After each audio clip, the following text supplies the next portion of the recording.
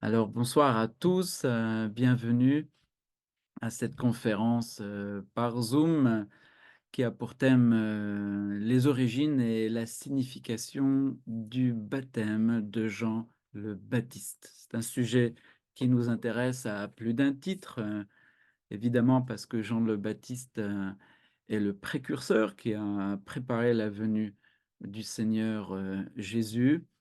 Et enfin, parce que nous sommes, en temps de l'épiphanie, qui est un temps pendant lequel, de nombreuses églises font mémoire de toute la richesse du baptême du Christ en tant que fondement de l'Église. C'est un thème évidemment, complexe, qui comprend de nombreuses, questions, d'ordre, historique. On ne peut pas comprendre, ce qui s'est passé sans se plonger dans les circonstances, de l'époque. Aussi, je vais essayer de faire un tour d'horizon du contexte dans lequel, Jean le Baptiste, a initié son propre baptême et ensuite, d'en dégager, ben, la signification pour, les Juifs d'alors et puis plus particulièrement pour le Seigneur et ensuite, pour l'Église naissante. Le premier point, qui importe, d'abord de comprendre, c'est que Jean, en baptisant, réalise un rituel qui était à l'époque, extrêmement courant. À savoir que les Juifs de l'époque, baptisaient ou se baptisaient, sinon, très souvent et presque en permanence. Le baptême a une histoire, en fait.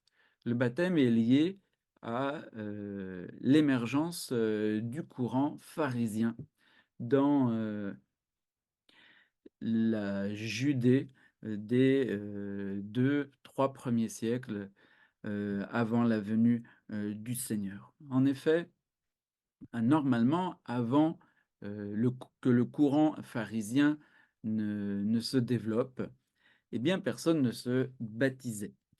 Le baptême était une réalité essentiellement sacerdotale. Ceux qui se baptisaient, ceux qui, c'est-à-dire, se plongeaient dans les eaux pour des raisons, rituelles, étaient les prêtres qui, avant d'entrer dans le sanctuaire, eh bien, nécessairement se lavaient et ainsi signifiait qu'ils étaient en état de pureté rituelle pour pouvoir rencontrer le Dieu dans, le sanctuaire. Et cela n'était pas le simple fait des, prêtres, d'Israël, c'était un fait universel. Nous avons, par exemple, le rituel, de l'Akitou, à Babylone, au mois de Nissan et nous voyons que tous les matins, le prêtre qui doit entrer dans la Sela du dieu Baal, eh bien, avant l'aube, eh bien, prend un bain dans le fleuve, de l'Euphrate et puis ensuite revêt un vêtement de lin et ainsi peut pénétrer dans le temple de Babylone. C'est un exemple parmi tant d'autres par lequel, nous prenons, conscience combien le devoir de se laver, d'être, baigné était, conçu comme évident pour tous ceux qui voulaient rencontrer Dieu. Et c'est justement cette évidence-là qui va constituer un des fers de lance du mouvement pharisien. En effet, les pharisiens, au retour de l'exil de Babylone, comme vous le savez, reviennent sous la forme d'experts de la loi. Mais avant d'être des experts de la loi, ce sont des pieux, c'est-à-dire qu'ils participent à un vaste courant de piété que l'on appelle justement les hassidim, c'est-à-dire les pieux, c'est-à-dire un ensemble de personnes qui désirent obtenir un état de spiritualité et de sainteté personnelle et à la fois rituelle au-dessus de la moyenne, c'est-à-dire au-dessus, eh bien, du commun des Israélites. Et ils le font comment? Eh ben, ils le font comme toute personne qui veut réaliser une, révolution spirituelle. Ils le font en augmentant, eh bien, les exigences, à la fois, rituelles et éthiques qui définissent, la vie du fidèle.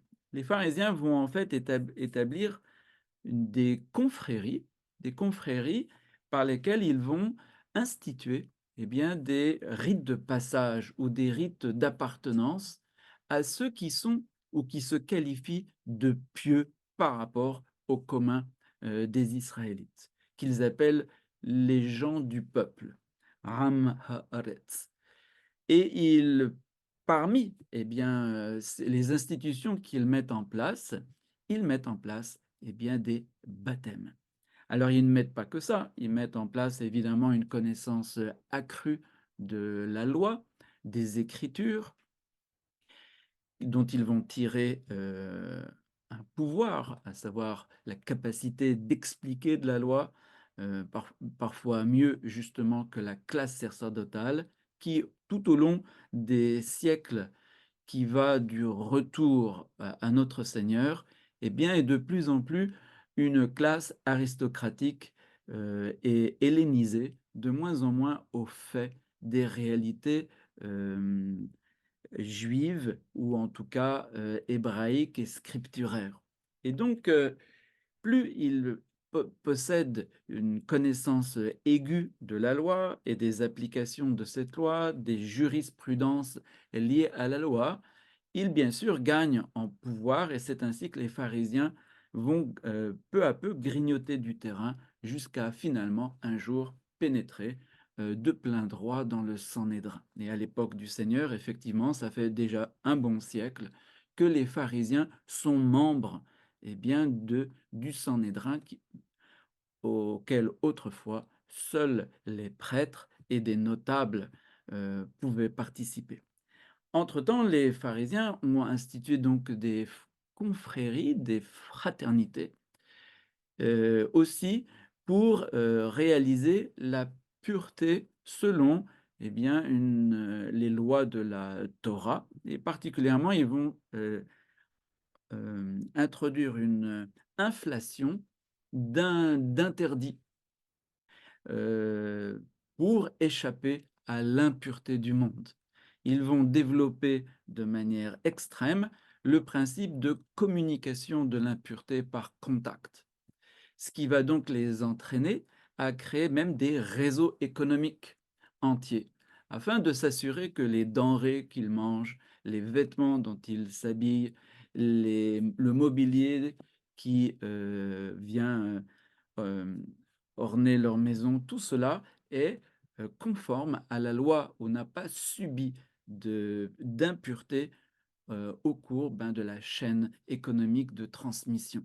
Et donc les pharisiens vont aussi acquérir un grand pouvoir économique de ce point de vue-là, car, ils vont, faire réaliser une sorte d'économie parallèle par laquelle ils vont imposer, eh bien, leurs, exigences, rituelles à d'autres. Mais les pharisiens précisément, se lance dans, une sorte de révolution, spirituelle plus générale, qui consiste à dire que tout le peuple est appelé à la sainteté. Et pas, seulement une sainteté, éthique ou spirituelle, mais pourrait-on dire une sainteté sacerdotale. Nous connaissons bien le texte, de l'Exode où Dieu dit qu'il a établi un peuple sacerdotal. Eh bien cette phrase-là devient elle aussi un des, mottos, du pharisaïsme, c'est-à-dire il s'agit d'être tous comme les prêtres pour pouvoir être tous en face de Dieu comme les prêtres. Et c'est pourquoi ils vont, prendre, à leur profit, eh bien les rituels, d'ablution qui étaient réservés au au sacerdoce jusqu'ici. Ils vont vouloir signifier par des baptêmes qu'ils se lavent de l'impureté du monde, qu'ils sont conscients de leurs propres impuretés, à la fois, heu, au sens, moral, mais au sens purement, physique et qu'ils participent pleinement par la foi, par l'intelligence à la dignité sacerdotale. Et ces baptêmes vont entraîner bien sûr, la création de bains, de baignoires, de d'endroits, adaptés à ces ablutions que l'on appelle dans le langage, juif les mikveh, c'est-à-dire les piscines. Et on voit très bien, dans l'archéologie que, au cours des 4 siècles qui précèdent notre Seigneur, eh bien, chacun construit chez lui de plus en plus des piscines rituelles. Des piscines en général composées de 2 escaliers, un escalier par lequel on descend impur et un escalier duquel on remonte pur, après s'être, baigné dans les eaux.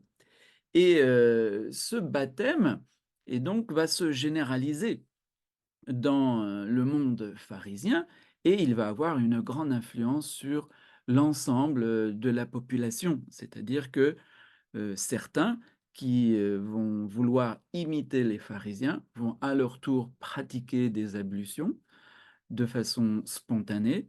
Ils vont les démultiplier, c'est-à-dire qu'il y aura des grandes ablutions et des petites ablutions, par exemple avant de manger ou avant de faire telle autre activité.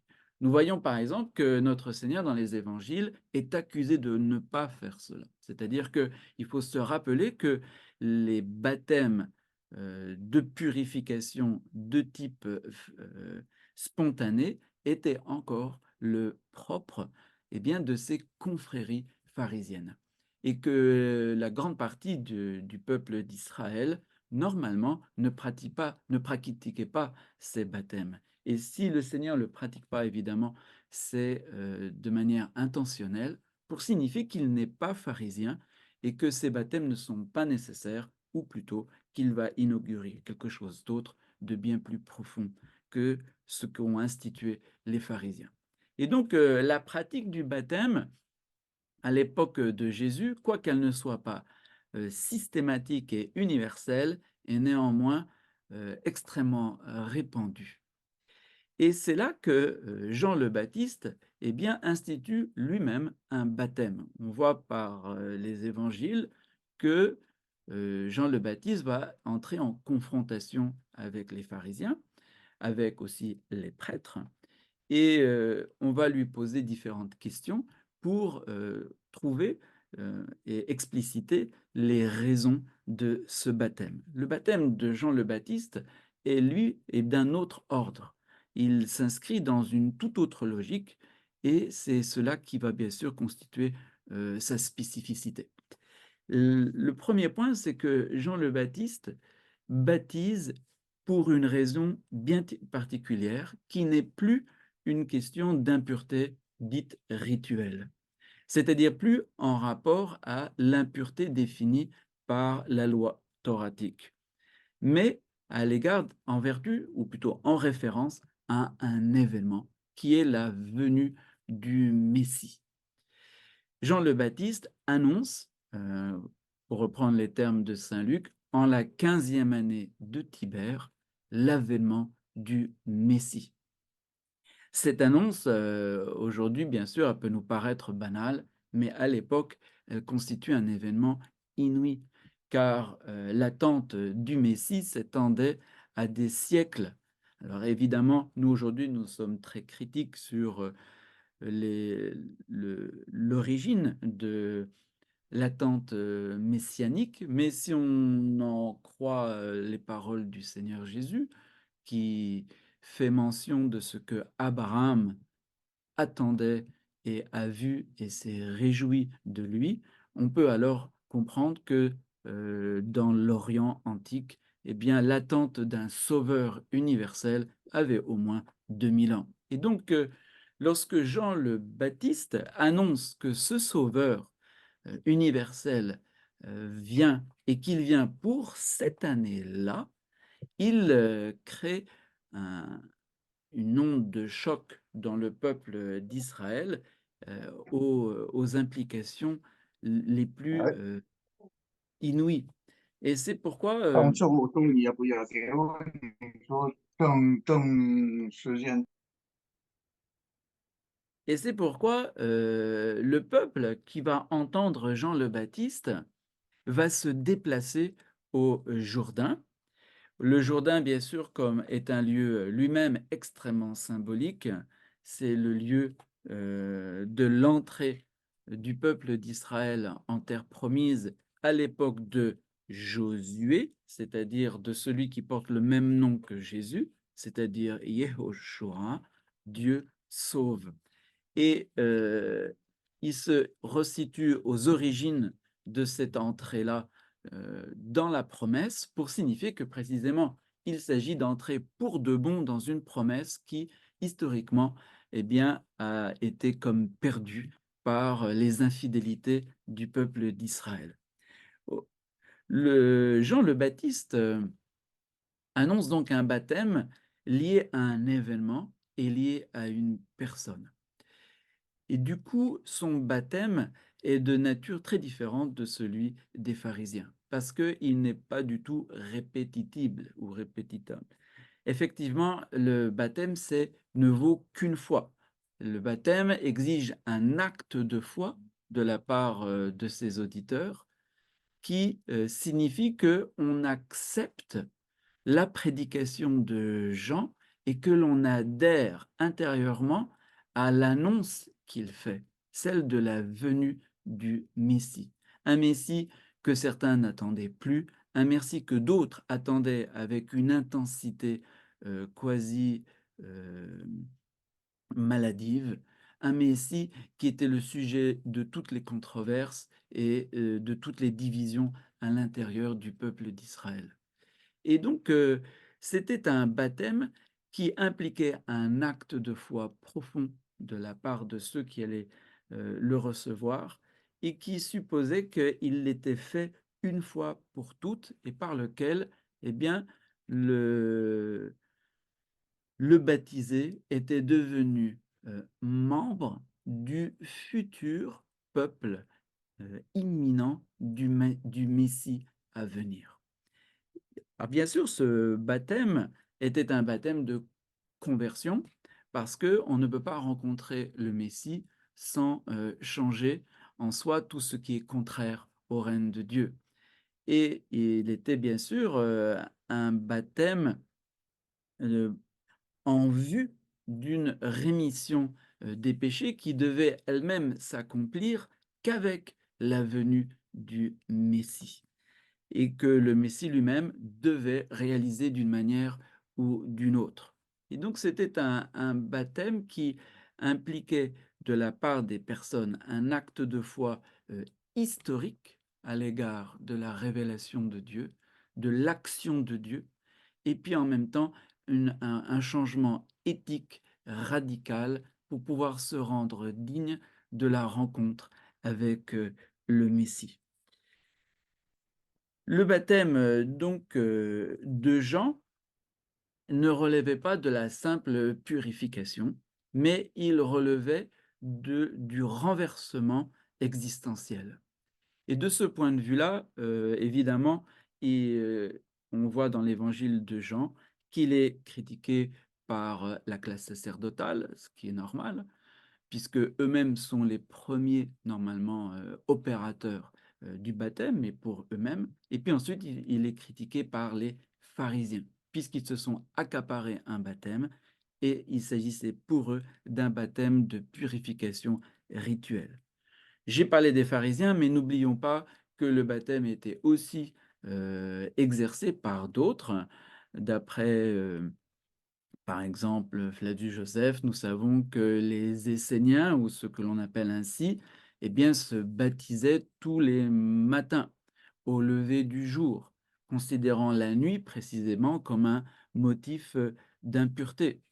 Cela nous rappelle la référence que j'ai faite à l'Akitou de Babylone. Le prêtre se baptise à l'aube, c'est-à-dire juste avant eh bien, le surgissement du soleil. Et nous savons que le christianisme n'est pas pleinement ou totalement étranger à cette ligne-là, spirituelle, puisque le propre de s'orienter vers le soleil pour prier était, spécifique aux chrétiens.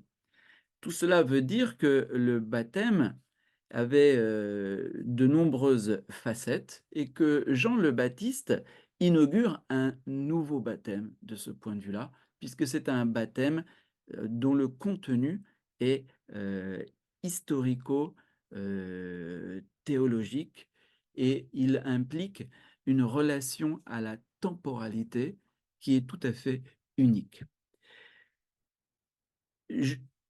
N'oublions pas que Jean le Baptiste, lui-même est fils de prêtre, et à cet égard, on peut dire que Jean le Baptiste, lui aussi, eh bien, réalise quelque chose de semblable à ce qu'avaient réalisé les pharisiens. C'est-à-dire une sorte d'extension du, privilège sacerdotal au peuple. Dans le cas des pharisiens, ils étendaient au peuple le principe de la purification rituelle.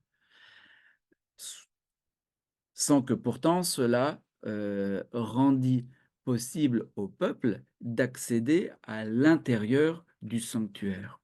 Mais on pourrait dire de Jean que précisément, il veut introduire le peuple d'Israël dans la présence de Dieu à travers, la venue et la présence du Messie. De certaine façon, lui aussi étant un élément fondamental du sacerdoce à l'ensemble du peuple, à savoir la mise en présence avec Dieu. Et de ce point de vue-là, Jean le Baptiste est lui aussi un créateur du baptême sur fond de sa signification sacerdotale.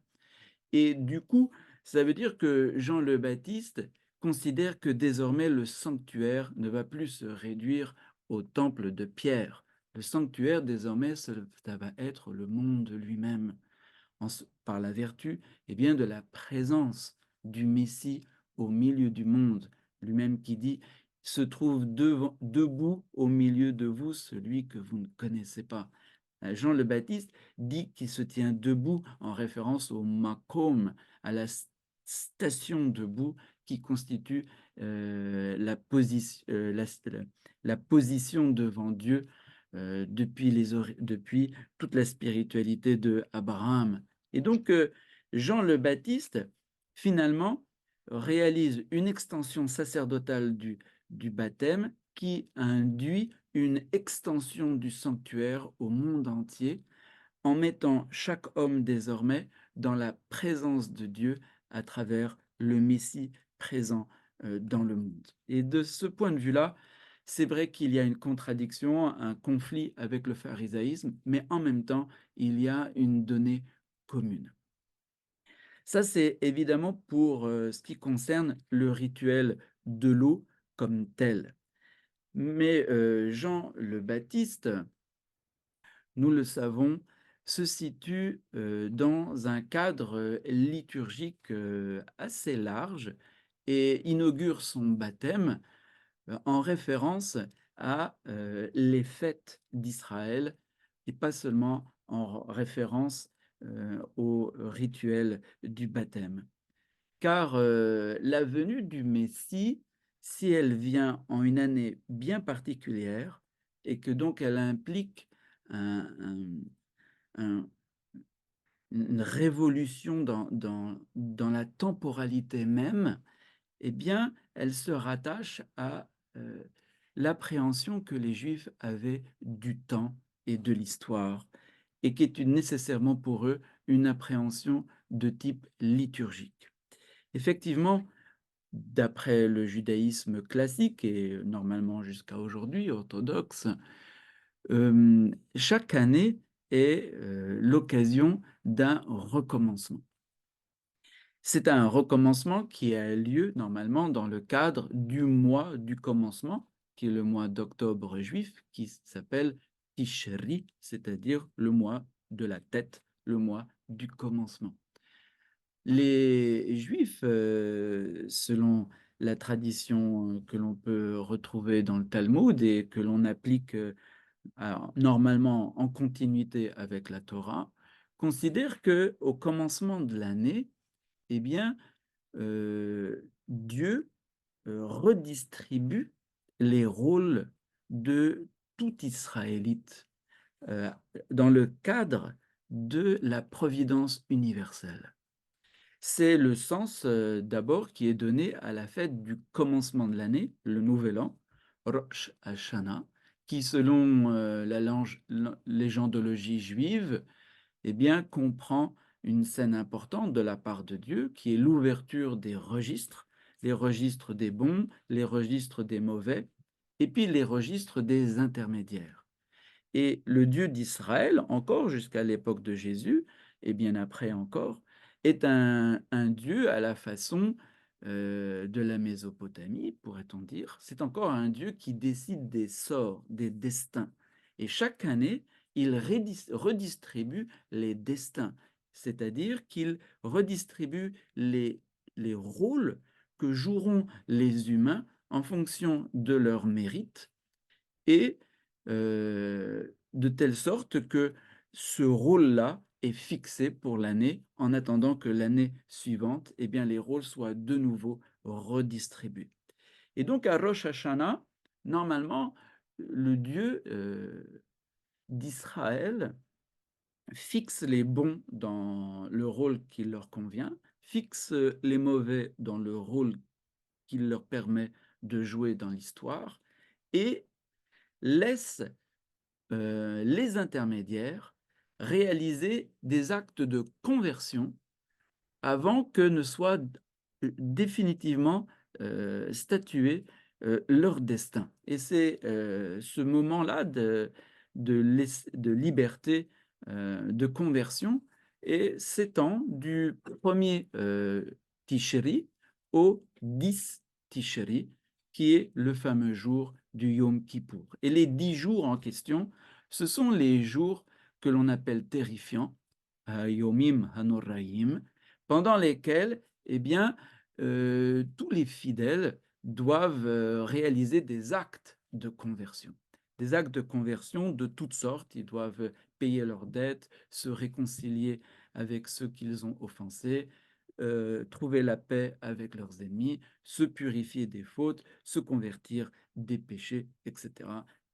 Et il n'y a pas de doute que Jean le Baptiste a, inauguré sa prédication en référence à précisément, la signification, transhistorique, si vous me permettez, transtemporelle de ces fêtes juives-là. C'est-à-dire que Jean le Baptiste a dû commencer sa prédication, mettons 6 mois avant le Yom Kippour. En annonçant que l'année qui est la 15e de Tibère, cette année-là, eh bien, Dieu va réaliser un changement, fondamental dans l'histoire du monde et d'abord dans l'histoire d'Israël, en faisant advenir le Messie de manière publique au cœur d'Israël. Ce qui veut dire que le Yom Kip le d'abord le Rosh Hashanah, qui est le jour où Dieu décide des destins, va prendre une signification qu'il n'a jusqu'ici jamais eue. Il faut savoir qu'à Rosh Hashanah, le peuple d'Israël fait d'abord mémoire de la création elle-même. Il fait ensuite mémoire de la création d'Adam comme lieutenant de Dieu.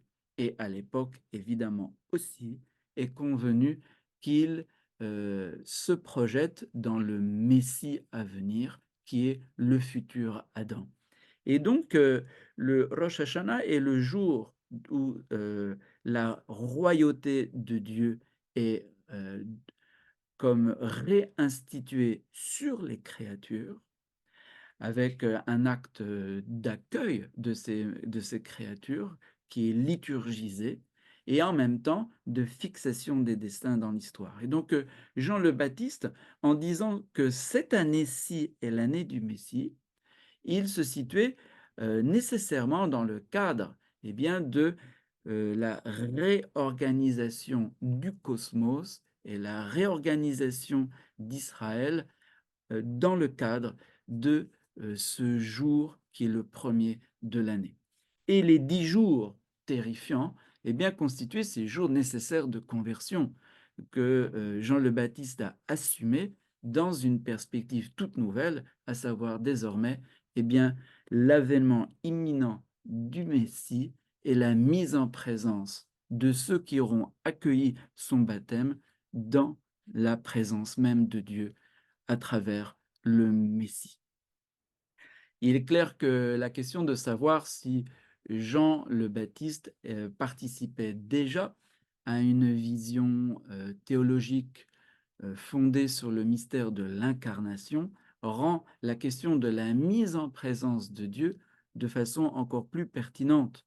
Cela faisait déjà plusieurs siècles que l'on attendait que la sagesse, la parole de Dieu, sinon le Fils même de Dieu, qui est la parole et la sagesse, eh bien, viennent au milieu des hommes. Et donc, lorsque Jean le Baptiste prêche le Messie, bien que les idées fussent extrêmement diverses sur le Messie, néanmoins, Jean le Baptiste, par cette façon qu'il a de vouloir étendre au monde entier l'enceinte du sanctuaire dans lequel le peuple sacerdotal est en présence de Dieu, montre que Jean le Baptiste est sans doute de ceux qui pensaient que le Fils de l'homme, la deuxième puissance qui était avec Dieu, était deux conditions divines et impliquait sur la terre la présence même de Dieu. Et que sur Jésus, il a eu sans doute des vues extrêmement, pourrait-on dire, orthodoxes, c'est-à-dire déjà que la théologie de l'incarnation était pour lui très claire et que c'est la raison d'être d'un tel baptême. Bien sûr, une raison qui est d'une telle profondeur qu'il ne pouvait pas l'expliquer au grand public, comme on le voit dans les controverses dans l'évangile de Jean, mais qui devait justement faire partie de son enseignement ésotérique auprès des disciples les plus proches. Et c'est là aussi surtout la raison pour laquelle eh bien, son baptême s'articule euh, en fonction du Rosh Hashanah et des 10 jours terrifiants, mais bien sûr aussi avec le terme de la série qui est le Yom Kippour, c'est-à-dire le jour de l'expiation universelle. Comme vous le savez, à l'occasion de cette fête, les Juifs considèrent que par la vertu du rite, l'ensemble des péchés de tout le peuple d'Israël est effacé, de telle sorte que la nouvelle année commence à neuf. Et lorsque Jean le Baptiste désigne Jésus comme l'agneau de Dieu qui enlève les péchés, eh bien, il se situe clairement dans la série Rosh Hashanah Yom Kippour. Il veut dire par là que Jésus va réaliser l'expiation universelle, ce qui donc implique non seulement qu'il a une conception théologique de l'incarnation, comme nous l'avons vu, mais qu'il a clairement aussi une conception théologique de la rédemption accomplie par le Messie lui-même. Pour ce faire, évidemment, il avait le, le courant issu de la lecture d'Isaïe.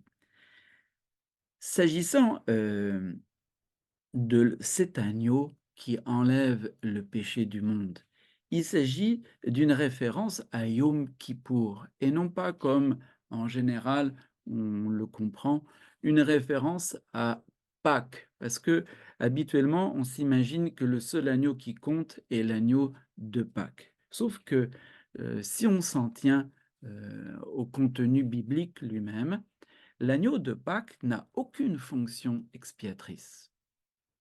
Je me répète, en se tenant simplement au contenu biblique. Et que donc l'agneau de Pâques n'enlève pas les péchés. L'agneau de Pâques, d'ailleurs, on ne sait pas très bien pourquoi il est là dans la saga de l'Exode. En revanche, à Yom Kippour, il n'y avait pas seulement les fameux, boucs qui étaient immolés, mais il y avait surtout aussi une série de 7 agneaux qui étaient immolés en même temps que les boucs. Ici, il est important de s'arrêter un instant sur le système sacrificiel d'Israël qui lui-même répond, à un symbolisme, constant, assez simple. Il y a 3 catégories d'animaux qui sont, offerts, heu, sur les autels du sanctuaire, mosaïque. Il y a les bovidés, il y a les ovidés et il y a les capridés. Et ces 3 animaux-là, ils ont une valeur symbolique qui, a ses origines très lointaines.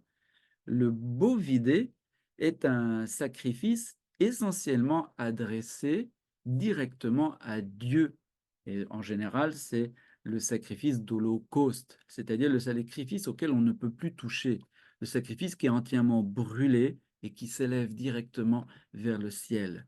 Pourquoi? Parce que la figure du taureau, la figure de la vache et la figure du veau sont des figures symboliques de Dieu qui ont des au moins 2 ou 3 millénaires d'histoire.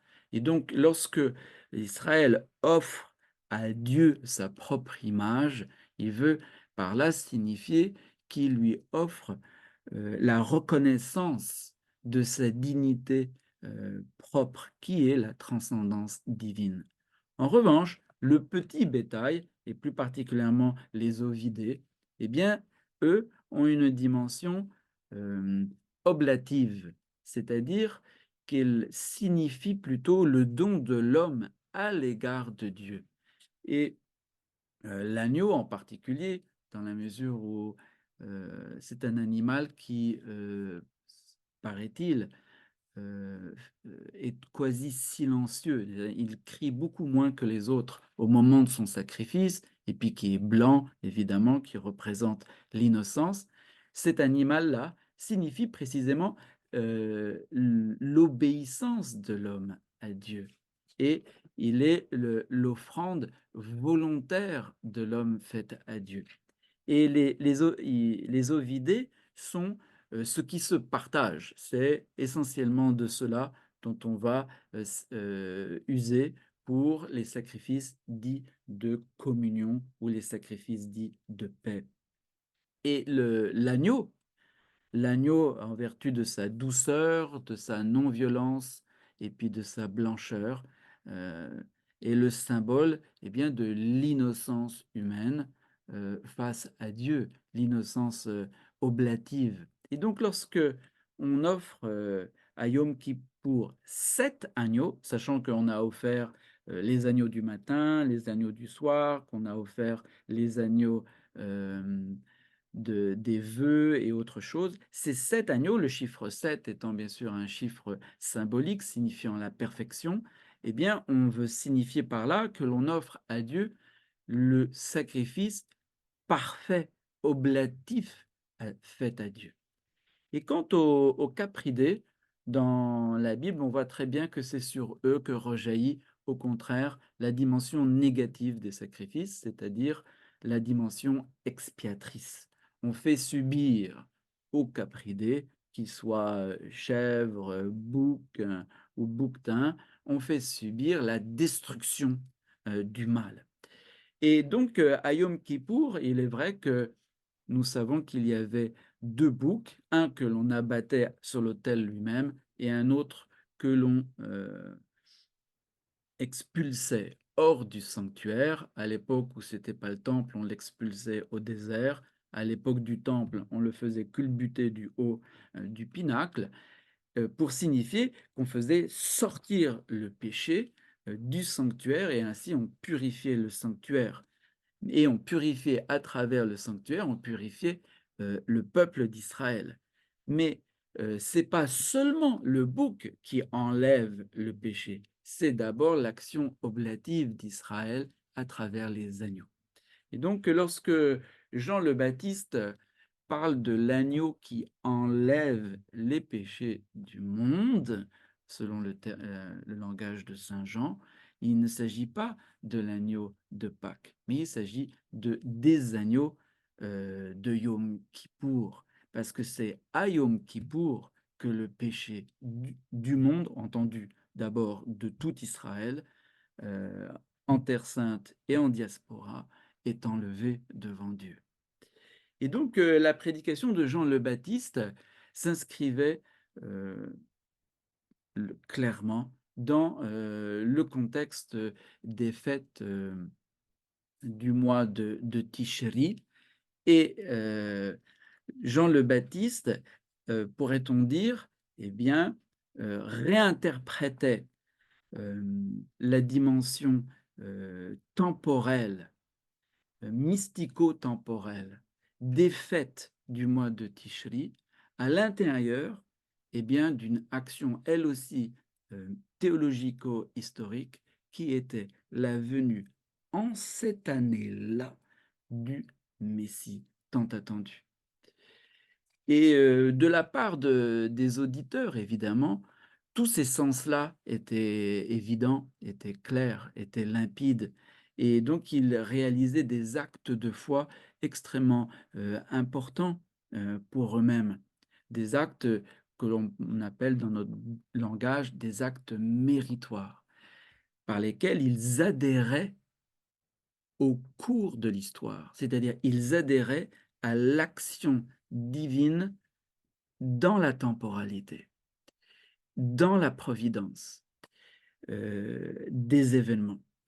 Et c'était cela qui constituait le fruit, pourrait-on dire, spirituel du baptême. C'est-à-dire que les Juifs, plutôt, les Juifs du temps, qui donc adhéraient à la prédication de Jean et qui se laissaient baptiser, étaient sans doute accompagnés de ce que nous appelons d'un sens large les grâces. Il ne s'agit pas de la grâce sanctificatrice encore du Christ, il s'agit de grâces de secours ou de bénédictions de secours par lesquelles Dieu, eh bien, scellait les cœurs dans l'obéissance à sa sainte volonté dans l'histoire.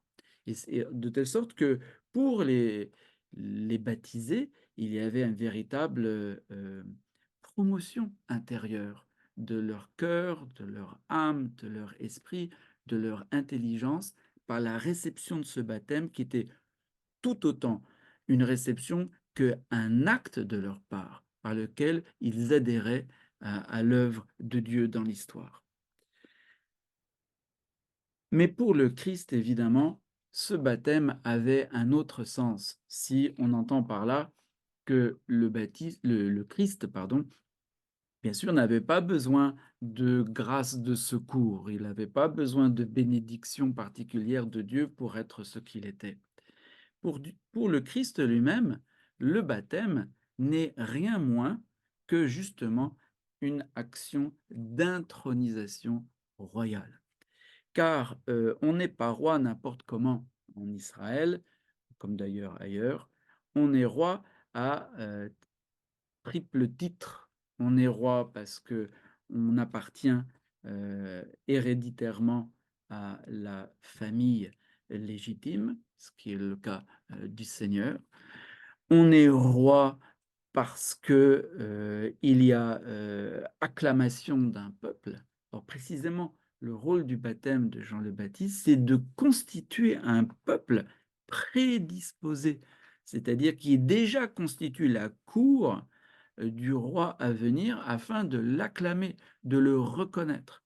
Et puis ensuite, on est roi parce qu'il y a un prophète qui vous désigne comme roi. Et nous le savons, l'histoire d'Israël, euh, de la période des rois, les prophètes viennent, surgissent et viennent oindre avec de l'huile le roi élu de Dieu. Dans le cas du baptiste, évidemment, il ne va pas baptiser avec de l'huile, ce n'est pas nécessaire, parce qu'il va y avoir quelque chose de bien plus que cela. L'huile n'étant qu'un symbole de l'action de l'Esprit Saint, avec le Christ, c'est l'Esprit Saint lui-même qui va venir. Mais Jean le Baptiste joue pleinement son rôle de prophète, d'abord parce qu'il désigne le roi. Il le nomme il le désigne à un peuple qu'il a préparé.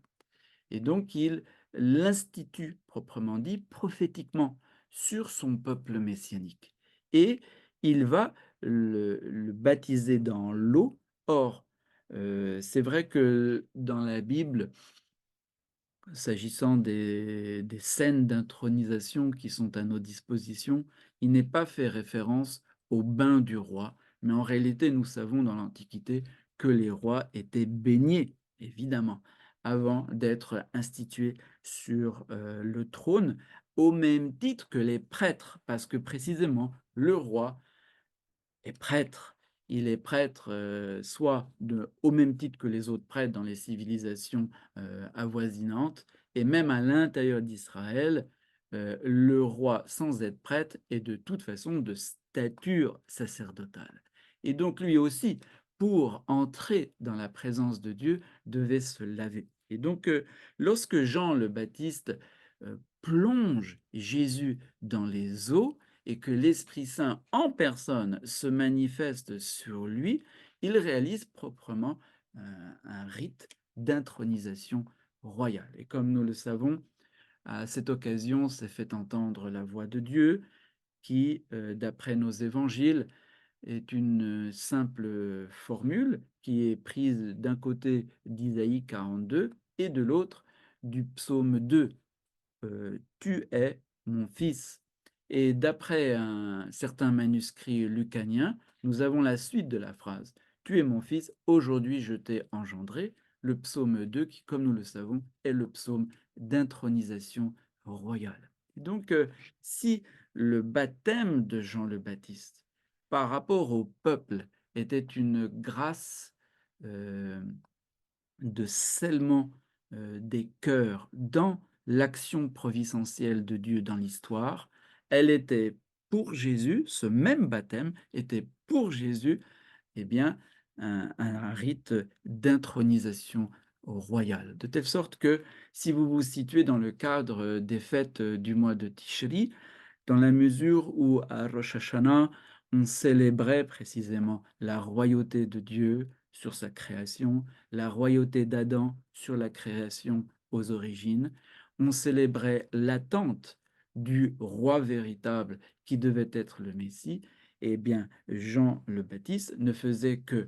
euh, réaliser dans le rituel du baptême, lorsque Jésus s'y est présenté, le contenu même de ces fêtes en disant: «Voici le roi, du monde, le roi même qui est Dieu, le roi, heu, de, la volonté divine et du règne messianique est, désormais intronisé» et bien sûr, ça comme il jouait tout à la fois sur le registre de la royauté et d'autre part sur le registre de la rédemption, eh bien cette, royauté du Christ, heu, était en suspens. Elle était en suspens d'une réalisation future de type, heu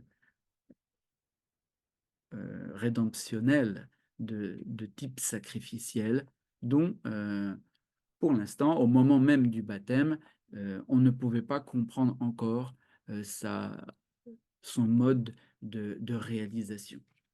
C'est pour ça que lorsque les disciples entendent, Jean le Baptiste, et participent sans doute comme spectateurs à la scène d'intronisation royale, ils n'ont pas peur de dire clairement: «Nous avons trouvé Hameshicha, nous l'avons trouvé». Qu'est-ce que ça veut encore dire? Qu'est-ce que les paroles de Jean, veulent dire encore à ce sujet? Ça va prendre du temps et mais néanmoins le fait est acquis. Jésus est désigné comme Messie et tout le peuple comprend la symbolique, calendaire, rituelle et mystique qui, était le fond de cet événement. Jean, pour, étoffer encore davantage, la signification de son baptême, va utiliser tout un ensemble de symboles que nous trouvons dans nos évangiles qui, renforcent la signification, de son baptême. À savoir que Jean, d'abord, est habillé comme Élie. Il porte, une ceinture de cuir et un manteau, de poil de chameau, qui étaient les habits de Élie. Or, Élie, depuis la prophétie de Malachie, était devenu la figure messianique par excellence. C'est-à-dire que depuis la lecture de ce passage, il était entendu que Élie devait venir précéder, le Messie pour préparer un peuple à son accueil. D'ailleurs, dans la prophétie de Malachie, le prophète dit: «Élie vient pour convertir le cœur des fils à leurs pères et des pères à leurs fils». Autrement dit, du point de vue, mystagogique, ça veut dire qu'il il va par sa venue réaliser la participation des hommes au mystère, théologique de la relation intratrinitaire du Père et du Fils. C'est ça que ça veut dire. Ça veut dire que, alors dans le langage juif, c'était pas encore aussi clair, mais ça veut dire qu'il y a une sorte de réappropriation de la filiation de tous et réappropriation de la paternité de tous, laquelle a s'origine en Dieu et qui donc va trouver, dans le mystère chrétien sa véritable réalisation. Donc d'abord, Jean le Baptiste joue le rôle d'Élie en toute clarté. Certes, ça pose problème parce que en même temps, Jean n'est pas Élie et donc et Jésus ne va pas éluder le problème. Il va clairement désigner Jean comme étant le Élie qui doit, heu, préparer, les hommes au Christ.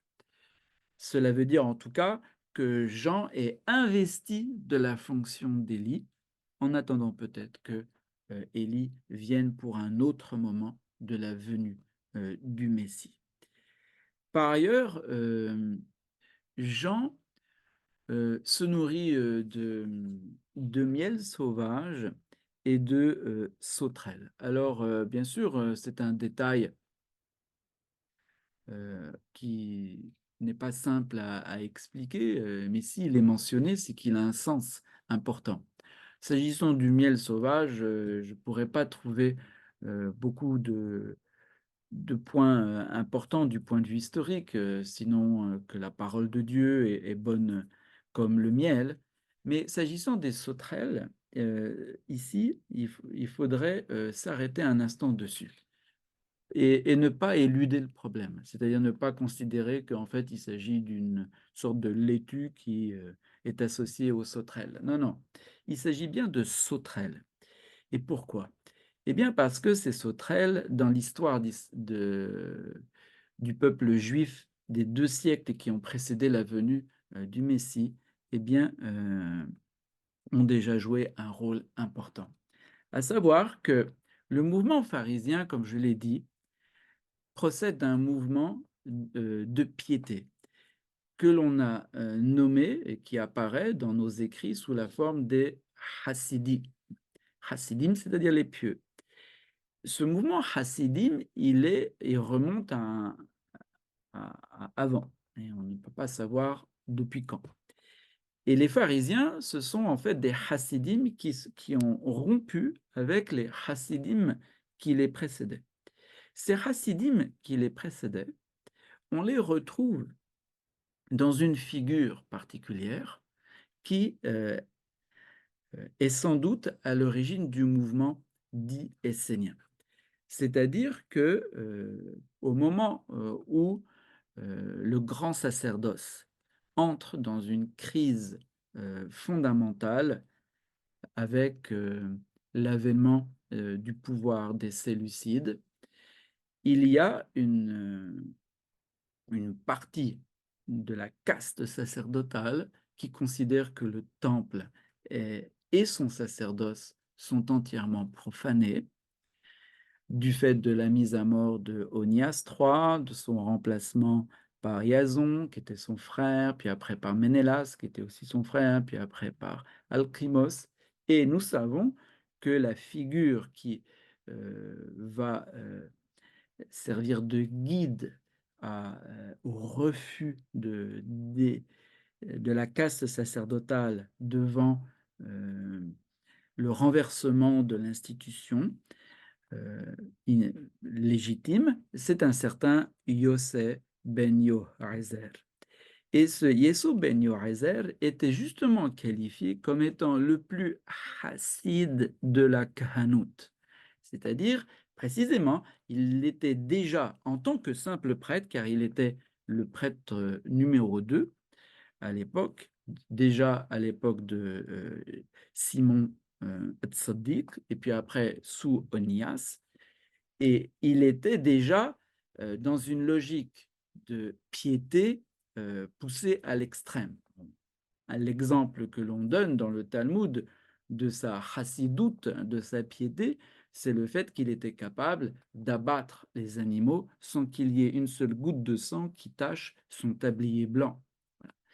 Et c'est un exemple parmi d'autres, mais c'est celui-là qui est particulièrement mentionné. Et donc, ce chassid, c'est lui qui va s'opposer à l'usurpation du sacerdoce à partir donc de l'éviction d'Onias III, duquel va venir ensuite toute une série de problèmes, jusqu'à ce que les Maccabées, faisant leur révolution, eux-mêmes usurpent le grand sacerdoce en instituant ce qu'on appelle les Asmonéens.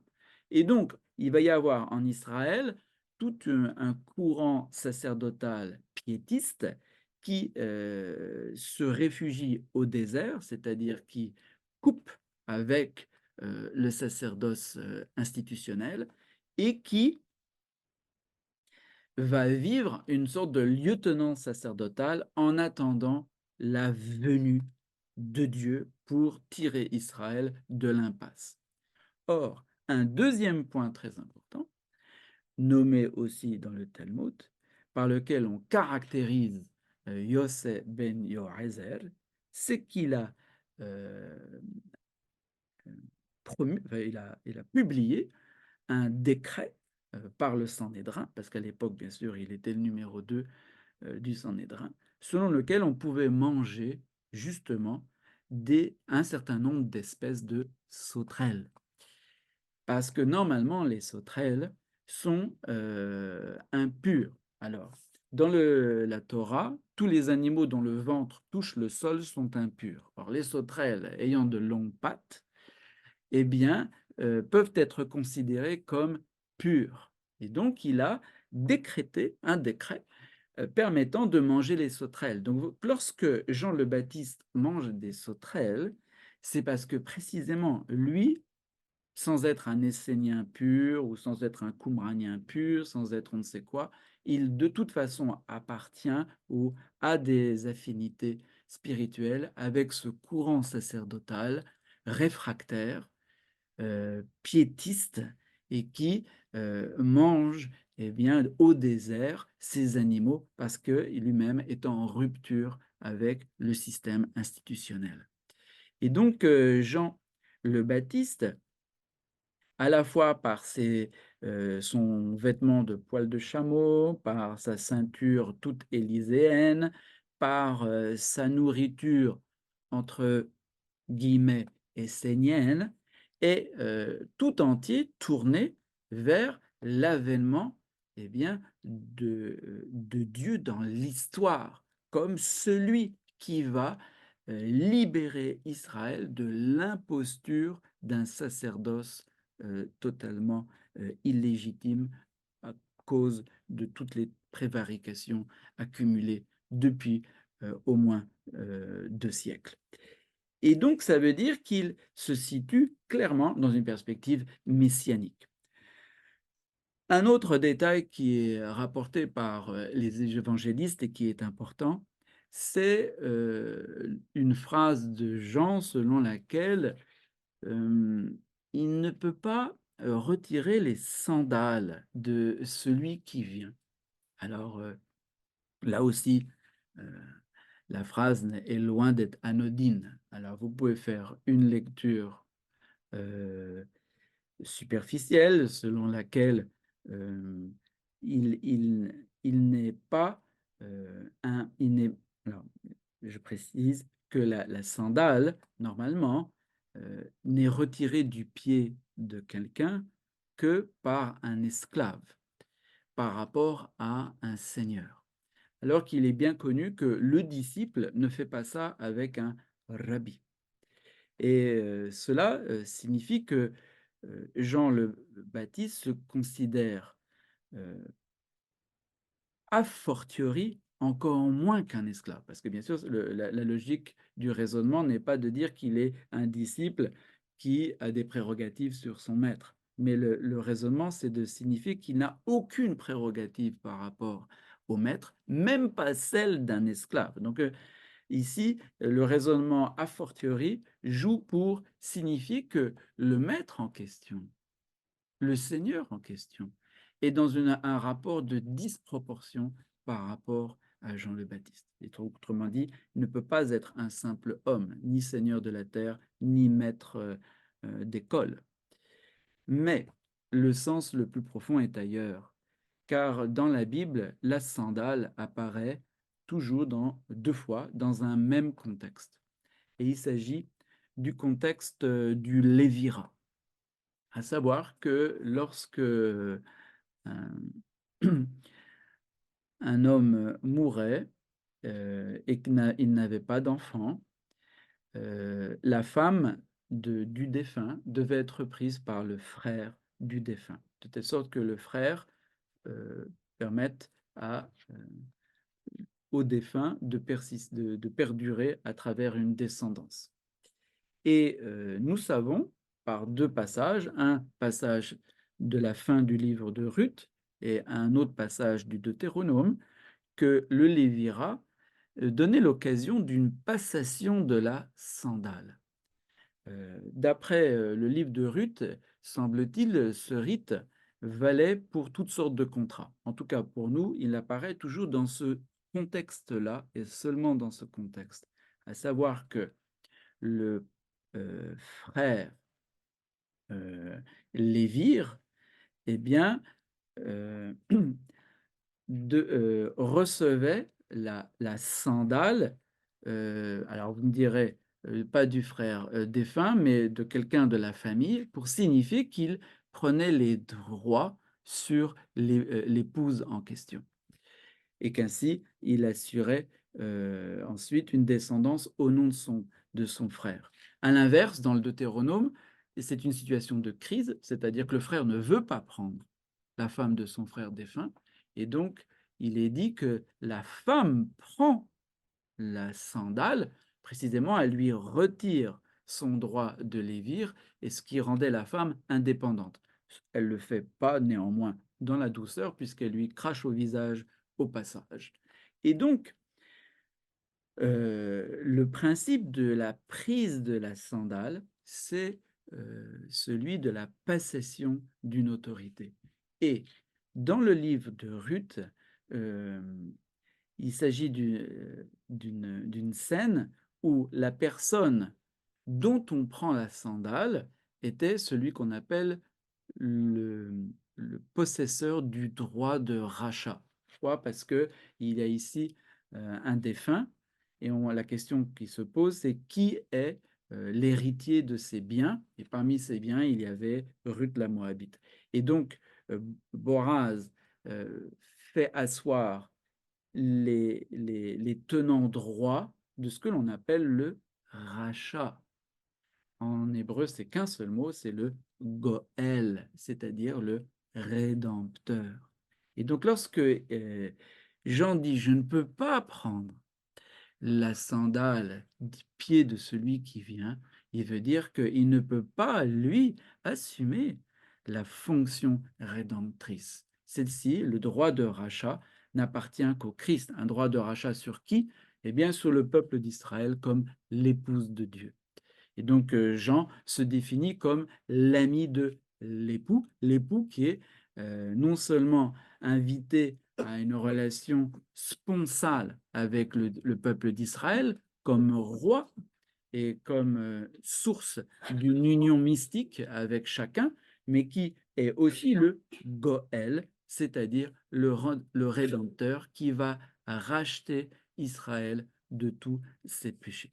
Voilà ce qu'on peut dire du contexte général, historique et symbolique du baptême de Jean. Ce baptême, bien sûr, il, heu, il est comme je l'ai, exposé, en relation étroite avec, la temporalité. C'est-à-dire que le sens profond du baptême de Jean est d'affirmer l'aujourd'hui de la venue du Messie. Il est en train de signifier que le temps n'est pas linéaire. Le temps est marqué par un aujourd'hui incontournable. Et c'est pourquoi le baptême ne peut être qu'une fois. C'est-à-dire que c'est qu'une fois que moi, je me lance dans l'aujourd'hui de Dieu. Cet aspect-là est très important parce que cela explique pourquoi ensuite, dans la période apostolique, il va y avoir encore des personnes qui vont continuer à baptiser selon le baptême de Jean, sans intégrer pourtant le baptême de l'Église.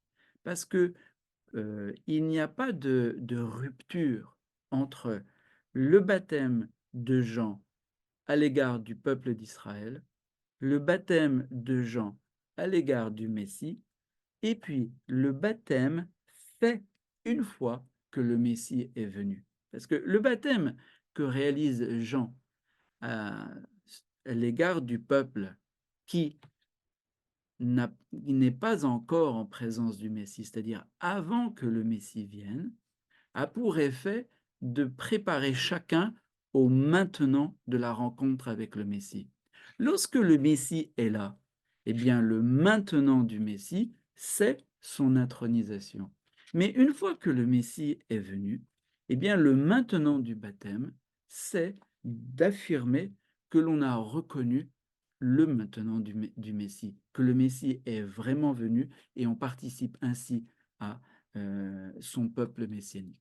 Il est vrai qu'alors, il y a des dons du Saint-Esprit qui sont différents, parce que le don qui est fait sur le peuple avant le Messie, c'est comme je l'ai dit, une grâce de secours qui fixe les cœurs dans la volonté divine dans l'histoire, alors que sur le Messie proprement dit, il s'agit de l'intronisation directe du Messie. Et pour ceux qui ensuite veulent et reconnaissent le maintenant, veulent participer au maintenant du Messie, alors c'est la participation proprement à toutes les grâces du temps messianique. Et donc à ce moment-là, il y a des grâces qui n'étaient pas contenues avant et ni même au moment de l'intronisation royale. Et donc le baptême chrétien n'est pas une rupture, c'est pas un autre baptême que le baptême de Jean le Baptiste. C'est le même, sauf que c'est une fois, c'est un après de la réalisation de la rédemption. C'est le maintenant de la rédemption pour soi-même. Et c'est l'union et la mise en présence, oui, l'union mystique de chacun de nous avec le Christ lui-même, dont on devient les membres comme peuple messianique. Il s'agit de comprendre que ce sont des jours dans une série. C'est-à-dire, c'est le lendemain. Il n'est pas écrit le premier jour ni deuxième jour. Il est écrit lendemain, lendemain, lendemain et ensuite 3 jours. Et même le mot lendemain n'est pas clair. Par exemple, en araméen, c'est l'autre jour et pas le mot lendemain proprement dit. Et cela veut dire que il ne s'agit pas d'un lendemain de 24 heures. Il s'agit d'un second jour par rapport à un premier, à un qui précède. Un et cela 3 fois et ensuite, avec un écart de 3 jours. Et que justement, cela renvoie à mon sens aux fameuses fêtes, du mois de Tishri. C'est-à-dire l'autre jour après le premier Tishri, l'autre jour qui importe c'est lequel? Eh ben, c'est le 10 Tishri. Et puis après le 10 Tishri, quel est l'autre jour important? C'est le 14 Tishri. Et après le 14 Tishri, quel est le lendemain important? C'est-à-dire quel est l'autre jour de la série? Eh bien, ce sont, le 21 et puis ainsi et après le 29. Donc, c'est les jours désignés comme des lendemains doivent être entendus comme, le jour qui vient après étant donné une série donnée. Et cette série, elle est aussi les jours génésiaques du livre de la Genèse et elle est aussi les jours liturgiques du mois de Tishavi. Effectivement, moi j'ai fait mention seulement des Johannites que rencontre Paul dans le cadre de la génération apostolique et qui, eux, étaient chrétiens. C'est-à-dire ils étaient que christiques, c'est-à-dire messianiques. Ils étaient messianiques. C'est-à-dire pour eux, il n'y avait pas encore besoin de passer par l'Église pour être de faire partie du Messie. Ce sur quoi Paul, bien sûr, leur dit, si vous n'êtes pas en relation avec nous et si vous ne recevez pas le baptême de nous, vous êtes hors de la véritable promesse messianique. Alors ensuite, ce qui va se passer après, à mon avis, ça c'est encore d'autres considérations. C'est-à-dire qu'il y a sans doute des gens qui, ont accepté, de recevoir le baptême, des apôtres et puis il y a ceux qui ont dit: «Bah, écoutez, non». Et alors ils sont entrés en dissidence. Ils sont entrés en dissidence et du coup, le baptême, de Jean le Baptiste n'est plus, en désignation de Jésus.